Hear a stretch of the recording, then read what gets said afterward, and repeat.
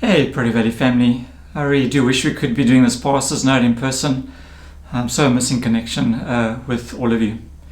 So, like you, I've been doing a lot of reflecting on what we're supposed to do going forward. What should our attitude be in this season of disruption? And I've been particularly drawn to the prophet Jeremiah in an interesting period in Israel's history. So, they were off in exile, a real season of disruption, and a group of leaders were saying to the people, listen, this is just a detour, it's short term, soon we'll go back to normal, just hang in there. And the prophet Isaiah just speaks on God's behalf into that situation, and he speaks a different word. And let me just read to you from Jeremiah 29, verse 4 onwards. This is what the Lord Almighty, the God of Israel, says to all those I carried into exile in Jerusalem, from Jerusalem to Babylon. Build houses and settle down, plant gardens and eat what they produce, marry and have sons and daughters, find wives for your sons and give your daughters in marriage, so that they too may have sons and daughters. Increase in number there, do not decrease. Also seek the peace and prosperity of the city to which I have carried you into exile. Pray to the Lord for it, because if it prospers, you too will prosper. I really do believe these are prophetic words for us in this season of disruption. There would be some people that would be saying, this is just temporary. We've banned the expression the new normal in all of our staff and ops meetings. We're just not allowed to say it because there's nothing normal about this environment that we find ourselves in. And while some would be saying this is a detour just back to normal life, we suspect that is in fact not the case. And so I think what Jeremiah would be saying would be very relevant for us today. He's saying contribute to the economy, build relationships, increase your capacity. In other words, reach out and extend yourself into this unusual world that we find ourselves in. And it says pray for the prosperity of the city, pray for the prosperity of our nation and the people around us. And I think those are the things that God would be saying to us today. And the thing about it was that God's people in exile actually found a peace in an environment of unbelievable disruption. And I believe that we too can find peace in this environment of disruption if we don't think it's just a temporary thing and we've got to just hang in there and it's going to pass soon. But rather if we embrace this opportunity to grow, actually to put down roots and to find God in this crazy time. So that's just a partial note from me. Brent and I have tried to also deal with some practical matters in our pastoral notes, and so just 3 areas that I'd like to touch on today. The first is our Sunday online worship. I think it's been great just to see whether it's kids' church or our teenagers or of course the full service on a Sunday has all been homegrown. It's been our own people. And I think it's been quite effective in terms of ministering to people and sharing good news with them. And so I'd encourage you to make use of it. If you are not using all the platforms, if you've got kids, use the kids' church stuff. It's done by our own folk. It's really good. I've had a look at it.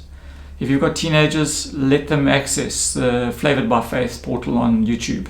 Really good stuff. In fact, I've got a lot out of it as I've watched each week. And then, of course, our services on a Sunday with all of us as church. If you don't have kids or teenagers, then pass it on to other people who do. This is a great way for the gospel to reach out. We've been so excited to see that instead of the 400 odd people that are here on a Sunday, we have been reaching well over 1,000 people on a Sunday, and we're trusting that this footprint will grow. Share it with people who would not normally engage with Sunday worship. There's a second area that we have spoken about before, and we'd like to cover it again, and that is our domestic workers. This is an unusual time for everybody, but our domestic workers, as the most vulnerable, are suffering particularly. Some of the things that we're noticing, for example, is that some of our domestics are foreigners, and so they're not protected by UIF should they lose their jobs. They have no legal framework in which to operate, and so some of them are just being taken advantage of or being abused. There are cleaning agencies who are using domestic workers, again, particularly foreigners, and it's a no work, no pay basis.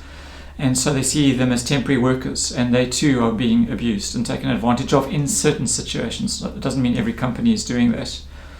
it just does mean that they are not protected. And of course, most of the money that you pay towards that goes towards the company and not to the domestic worker. And so in general, they're not being paid well. A lot of people haven't registered their domestic workers for UIF. And so if they've been unable to work, some of them have not been paid. Thank you to those of you who have continued to pay your domestic workers. I would encourage you to continue to do so. So there's just a couple of practicalities I think that might be helpful, that we as church can make a difference. The one is make sure you're employing a domestic worker even if they're not coming to work. Secondly, if you haven't registered them for UIF, it's not an onerous process. It's actually quite easy. In fact, in this last season, the government's made it even easier to do. Register your worker for UIF, so that should they not be able to work going forward, or you should need to retrench them, they will be able to draw UIF. For those of you who've got children at home and you're being kept busy at work, you may want to consider employing one of the domestics in our congregation to look after your child, almost like an au pair, I guess, to sit down and do homework with them. They are all highly educated, very capable women. And so we would love to point you in some of their directions, should that be an option that you would consider. Let's just be a gospel community in terms of how we care for our domestic workers. And then I think lastly, just around community, we normally have one of the elders speak about an area of discipleship that we want to focus on. We don't have someone today, but I want to remind you that community is essential. We have probably around about 400 people that are engaging with community on a weekly basis, but that means there's more than double that who aren't, and you may be one of those who are watching this pastor's note today. Find one person, 2 people, 3 people, meet with them once a week online. Or if you're brave enough, at a coffee shop in person, just for an hour. Share your lives, what's going on, talk about what God's doing and teaching you, where you're struggling, and pray for each other. It's not a deep and heavy thing, it's actually quite easy and quite natural. If you would like us to help you with that process, then just make contact with us. We've got some training videos that we would send in your direction that I think will be helpful. Get into community. Protea Valley family, bless you. And may the peace of God guard your hearts and minds and keep you grounded and rooted in Christ.